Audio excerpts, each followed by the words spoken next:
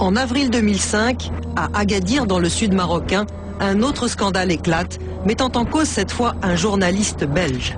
Cette affaire provoque l'arrestation de 13 jeunes filles, dont 2 au moins sont âgées de 13 et 14 ans.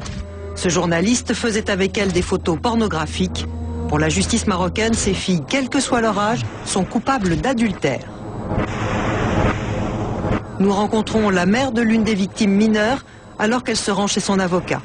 Elle souhaite rester voilée pour protéger son anonymat.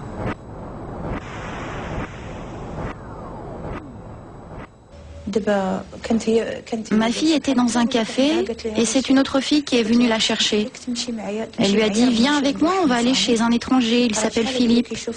Il t'a déjà vu et il voudrait te rencontrer. » Chez lui, elle s'est retrouvée ivre, à moitié nue et évanouie.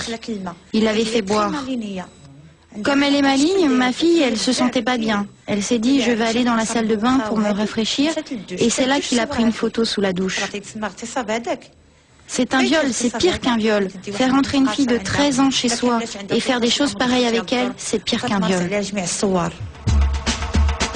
La police marocaine expulse le journaliste belge. Peu après, on retrouve ces photos sur Internet, et même vendues sous le manteau dans les rues d'Agadir, gravées sur un CD-ROM. La loi de 1995 est aussi applicable en Belgique.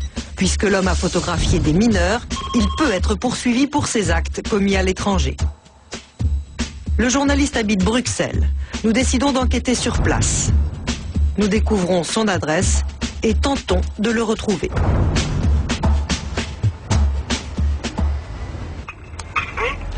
Bonjour, je suis bien au 105. Est-ce que vous connaissez Monsieur Philippe? Il habite bien ici? Non, il n'est plus là. Le journaliste a disparu, sans laisser d'adresse. Mais un groupe de députés mené par une bruxelloise d'origine marocaine, Faïda Saïdi, se mobilise pour que la justice belge intervienne. Quelques semaines avant sa disparition, le journaliste avait accordé une interview à la télévision belge pour tenter de s'expliquer.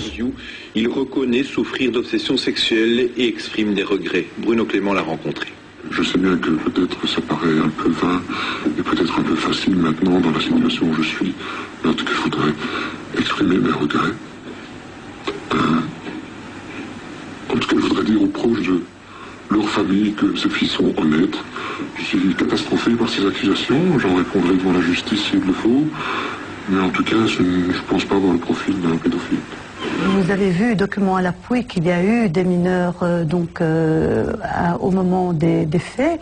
Et là, je pense que la justice doit faire son travail et vraiment mettre le doigt sur l'existence de mineurs qui ont été victimes du journaliste en question. Aujourd'hui, la balle est dans le camp de la justice belge. Dans le cadre d'affaires qui ont une portée aussi grave sur des enfants, sur des jeunes femmes, il faudrait pouvoir vraiment appliquer cette loi avec beaucoup plus de vigueur et il faudrait qu'il y ait vraiment une volonté plus grande des autorités judiciaires et aussi, pas seulement se pencher vers l'acte répressif, mais aussi sensibiliser. La loi de 95 sur la protection des mineurs sera-t-elle réellement appliquée? En attendant, au Maroc, comme dans beaucoup d'autres pays d'Afrique ou d'Asie, 3 millions d'enfants continuent d'être les victimes de touristes sexuels venus des pays riches.